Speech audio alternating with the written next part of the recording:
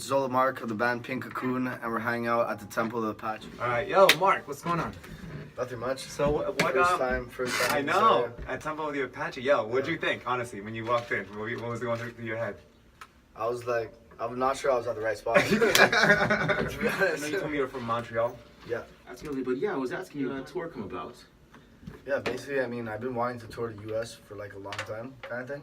All right. And then, like, even last year, I was supposed to plan this tour last year, kind of thing. And then I was just like, I didn't want to wait anymore, so I just wanted to like book this and just do like a 7-day tour and kind of do that as like a test run, just to like build a crowd kind of thing, like in the States, and just meet people, meet bands, go to shows. And then that's why I want to play like another U.S. tour and stuff. But that's pretty much like, it's like I want to come back more to the States to tour. It's just like bigger scene, there's more bands, there's more record labels, Right. more people kind of thing. And then half of it was booked myself, and then 3 other dates were like booked by one of my friends in Vermont, or like my drummer Walter that was in Connecticut. Yeah. Then another friend that books in Connecticut. But yeah, pretty much it was mostly DIY, the whole process of it. So I was asking you in regards to the tour. I mean, I respect the trooper mentality. I wanted to do this from last year. I don't want anything to stop me. I'm just going in 7 days. You just made it happen, and Yeah. And it says a lot when people deal with obstacles in their goals. So you're right about to do the tour. Your bass player can't play it for some odd reason. Did you consider not doing it, or was that even a question? Or? Well, kind of just like, because I haven't played with that bass player before. Okay. And then he was just like the friend of Walter and stuff, and he couldn't do it just last minute. Yeah. So I was just like, well, I'm not waiting on anyone kind of thing. So it's like, it's not gonna, it won't stop the tour kind of thing. It's like, my mentality now, it's like, if someone can't do it, or if it's like, if someone's slowing the band or anything like that, it's just keep going kind of thing. It's like, there's no time. Sometimes you have to. There's no time to wait. I mean, some people don't like it, but then at the same time, it's like, the more you wait, you just get older and just nothing happens, and it's like you're not doing anything, you're not learning anything. It's like, Yeah. find it every day should, in my opinion, in my head, it's like, it should be like a mission. You know what I mean? Well, like, I mean, gotta keep going. Glad you guys continued. Yeah. It sounded great. The sound.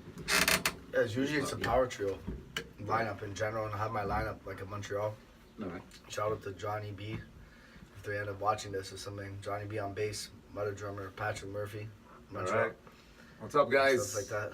How you guys doing? Hey guys. I'm probably gonna be back in Montreal when this is over. Hello, Montreal. Yeah, so like your influences, I know Black Sabbath.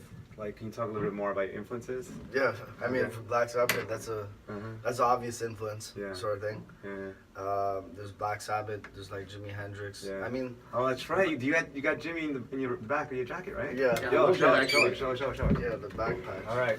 And you can hear this jacket. I'm standing next to a mountain, yeah, travel down with the edge of my hand.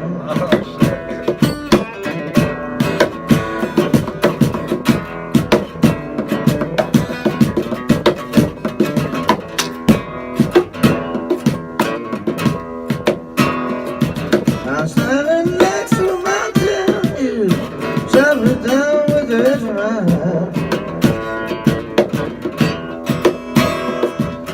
Picked up all the pieces, made an island, made a sand. Voodoo child, baby. Lord knows I'm a voodoo child, yeah. Tell me.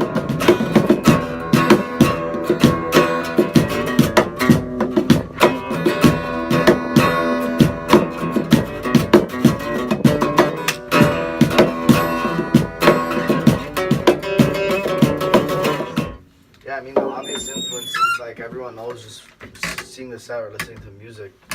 It's like Jimi Hendrix, Sabbath, there's like Nirvana. Yeah. There's like some, I find it's always the older people, because he's like older influence. They'll hear the Robin Trower recorded thing, and he's like a big influence on me, like in terms of just that psychedelic blues style.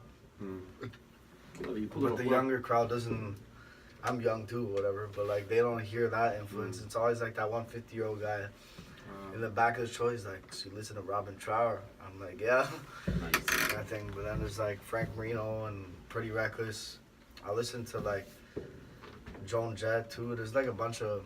I mean, there's a lot of different Yeah, influences. how did Pink Cocoon actually start? Like, what's the beginning of the band? Origins. Yeah, so the origin. I mean, basically, I just been wanting to start this band in this sort of style Mhm. and stuff, and then I tried like finding people, we jam, audition people, and stuff like that. And then I was telling about like U.S. tours and how I wanted to play guitar, vocals, and do this style, and just like be like a legit band and stuff like that. And then I couldn't really find people for a while, so I was like, by default, I just wanted to go in studio myself. At that point, I was just like, you know what, I'm gonna record myself, which I never really recorded everything myself before, and just like see what happens, sort of thing. And then That's record great, the man. bass, drums, guitar, vocals, You did the sort of you did thing. drums and everything yourself. Yeah, in Sweet. studio. So I was like kind of thinking like a Tame Impala, like Mac DeMarco, or like Prince kind of mentality. Gotcha. Mm-hmm. Or like even Foo Fighters, like Dave Grohl did that in his Yeah. first 2 albums. So I just wanted to try that, and then I was like, if they did it, I might as well try it. It's like, Right, exactly. Paul McCartney Spillage! definitely did it. Spill an I just messed up. There you go. There's been spillage. Where can we find Pink Yes. Cocoon's music? Yes, please. Yeah, pretty much online. There's the www Pink Cocoon website. Nice. There's all that. I mean, all All of of it. 2019 Spotify? streaming, Spotify, Alright. Deezer. Gotcha. Click one button and pay that third-party distribution, whatever, and they're gonna Yeah. set up like every artist is trying to these days. All right. Yeah. And Yeah. your original recordings that you said you started off by yourself, are those available online, or is that the actual first album? Or Yeah, it's pretty much all online. The Alienation EP, the 6 tracks, that's all on the YouTube, Spotify, pretty much all streaming kind of stuff. Cool. I'm man. definitely gonna listen And back then, to it. Yeah, let's check that out. Yeah, I mean, then after that, I want to record like a new EP when I'm back in Montreal. All right. Okay. And now I'm debating like doing it similar, like going back in studio myself kind of thing, and keeping this format that kind of like built this whole vibe of the band. Gotcha. I like going with my musicians I'm playing with live, sort of thing. So we might try out both kind of thing, and then like see what happens, All right. sort of thing.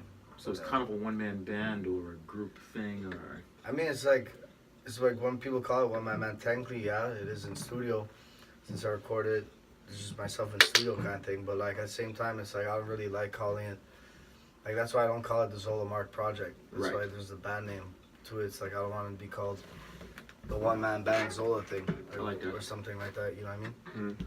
But yeah, so that's why I'm debating going in the studio with my guys and stuff like that in Montreal. Cool. And then doing that, but I want to get like a few singles. Alright. Singles like music video, do an EP. Cool. I like that. Yeah. Looking forward to it. Yeah. And you have videos out right now. Actual music video. There's no music videos. There's just like the album cover with like smoke rising kind of thing. Right. Like a little quick edit kind of thing, but it's not a legit music video sort of thing. Yeah, yeah. Yeah. Yeah. Yeah, that's why I want to get on that sort of stuff. All right. Man. Yeah. Goal oriented. I like it. Yeah, definitely, moving. man. Yo, really impressive, man. All Yeah. that you're doing, and then the tour, and just everything. It's very cool, man. Thanks, man. Yeah, dude. Keep at it, man. Keep at it. Thanks, man. Yeah. Yeah, it's tiring. It's tiring. It's like a lot of this money Yeah. just dishing into the van, or just like paying for gas, or even like sometimes like paying the negative of a venue that you like owe or something, Mm. like a venue rental cost and stuff like that. But there's a lot that's like involved Right. kind of thing to do these like DIY tours and Right. stuff. Right.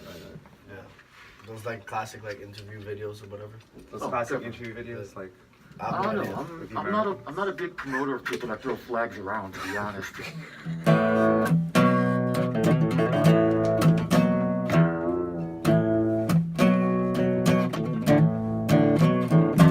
X-ray eyes are taking me to your mother.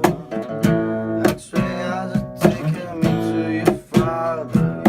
Yeah, looking in your eyes, see how fast you like a disease turning to bother.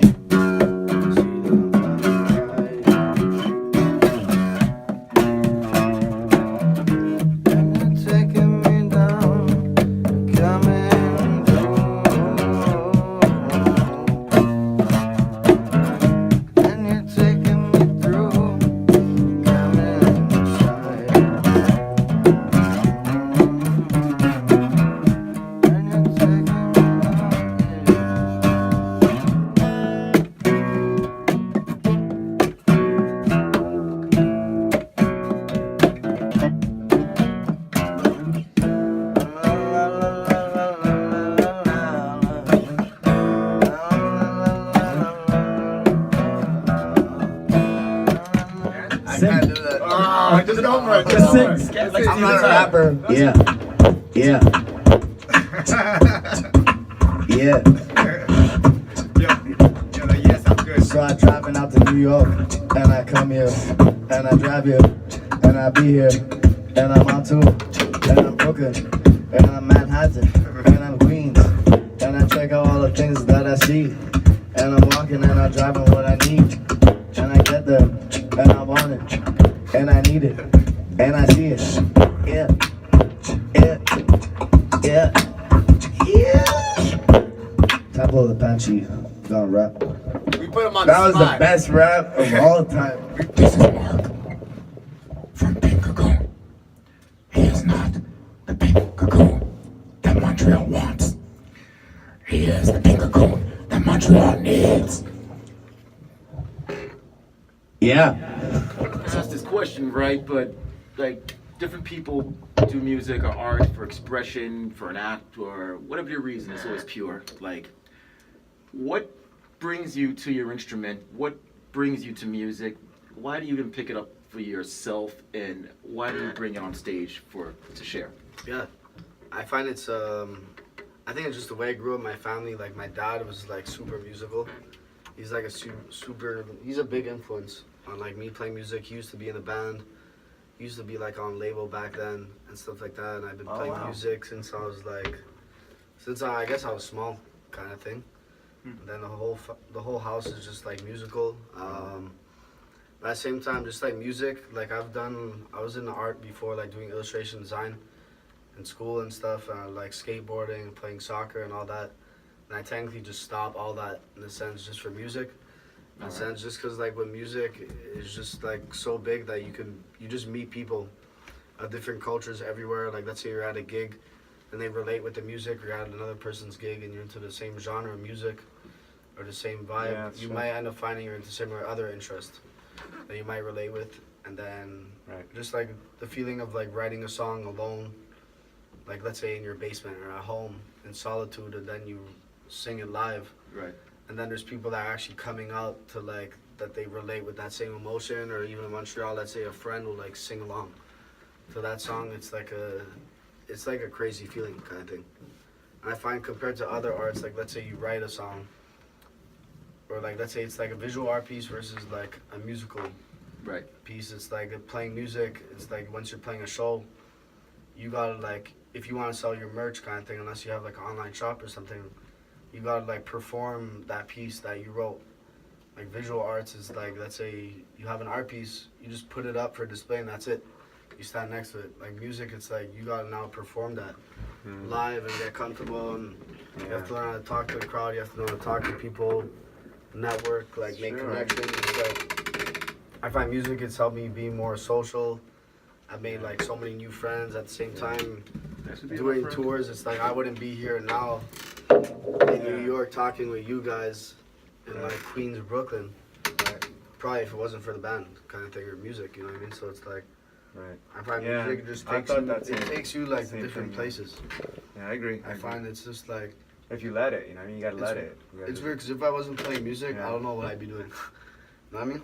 I totally It's know. like, because I just stopped a bunch of things that I realized that taking up a lot of time. So it's like, Yeah. even like there's like relationships, sometimes I can't really get into a relationship kind of thing. It's like, Oh yeah, that's true. I really don't want anything like getting in the way of like the band or music or just anything like that Right. Oh wow. kind of thing. Because it's the only thing I think about, the only thing I do. It's kind of like a psychological problem. That makes some Or sense. something, you know, it's like music almost keeps you sane too. It's like needing to play your guitar. It's like it's like if I don't play my guitar for a week, I'm gonna go insane or something. Oh wow. I mean, just like expressing your emotion or your anger in the songs, or Right.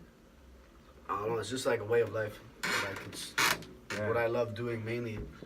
But at the same time, it's like obviously at one point I'd love to make a career out of it, or tour, like make a living and stuff like that. But if that doesn't come, then I would still be playing music. Yeah. Still be playing music, writing, doing tours, DIY tours. Like this DIY tour, Right. I'm not making really any money from it. I'm like losing money and stuff like that. But like I'm still gonna book DIY tours, take the risk, meet people, do all that sort of thing. And that's pretty much Yeah. it. That is the realest answer everyone's ever given me to that question. That's yeah, very like honest. Yeah. And That's why I just we definitely look at connect with that vibe. That's what I honesty- look at it kind of thing. It's like, The honesty definitely translates through your music and recording and performance. It's when people are being fake or it's an act or a pose, it can sound good, but if you know what to look for, you know the artist. Like I'm like, yeah, I guess we're all emotional. I guess what we're saying is like, no, it's pretty sincere. well, in the musicians shows. are just like Music, emotional people. No, we're not. Yes. He's more so.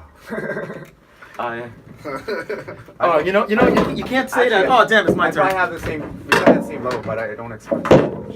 Hey, Hector, I keep it inside. when it comes to So it's emotion, only my burden, not everyone else's. You know what? He gets so emotional, baby. Every time that he thinks of Now I you. recognize the song. He gets so emotional, baby. It's It's shocking what love can do. Yeah. This is Mark Angelo from Pink Cocoon. Mark Angelo. Yeah.